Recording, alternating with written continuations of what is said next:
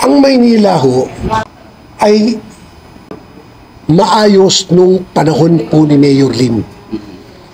Yun ang sumasariwa sa isip ko. Unang-una, ang basura na kukolekta sa oras sa tama. Dahil alas 4:30 pa lang ng umaga, si Mayor Lim umuikot na ng Maynila.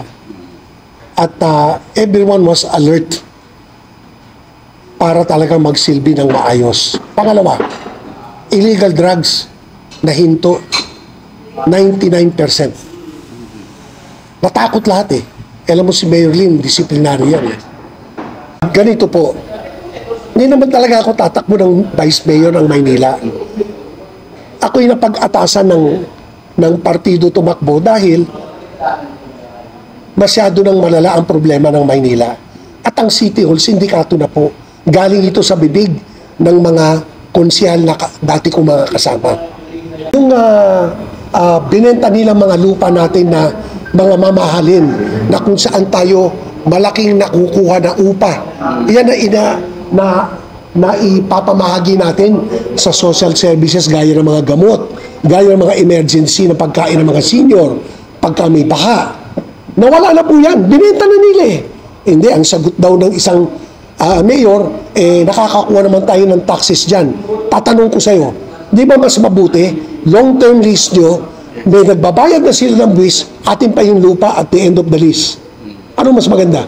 Siyempre yung sinabi ko, huwag tayo magbenta ng mga lupa sapagkat ang lupa na pag-aari ng lungsod at kahit anong munisipyo o syudad, dyan mo nababatay ang kayamanan ng isang lungsod at kung ganong kalaki ang maitutulong nila sa mga mahihirap na taga-Maynila. Akin lang masasabi, magtiwala po kayo sa akin. Ang tatay ko po, dating Congressman Pablo Ocampo, na walang bahid ng korupsyon nagsilbi sa dating 4th District of Manila, after martial law, naging 6th District of Manila. Ang kapatid ko po, 6th termer, si Sandy Ocampo, walang bahid doon ng korupsyon yan.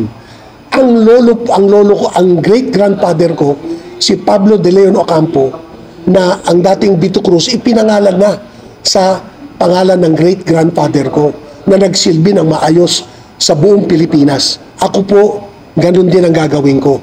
Ilalagay lang namin sa tuwid lahat ng pagkakamali nila at pinapangako ko po sa inyo, gagawin natin lahat ng legal na paraan, bawiin ang mga lupa na binenta nilang illegal. Kasi ang buong paniwala ko, nalugi ang Maynila, nalugi ang gobyerno. Sa transaksyon ng gobyerno at pribadong sektor, dapat ang gobyerno parating lamang dahil marami tayong inaalagaan. Tama po. So yun ang sinasabi ko na gagawin po natin at i-stopin natin ang illegal drugs dito. Bumalik na eh. Bumalik na. Ayusin natin yung Maynila. At gusto ko makapag-imbita ng mga mamumuhunan dito sa lungsod para dumami ang pagkakataon ng trabaho.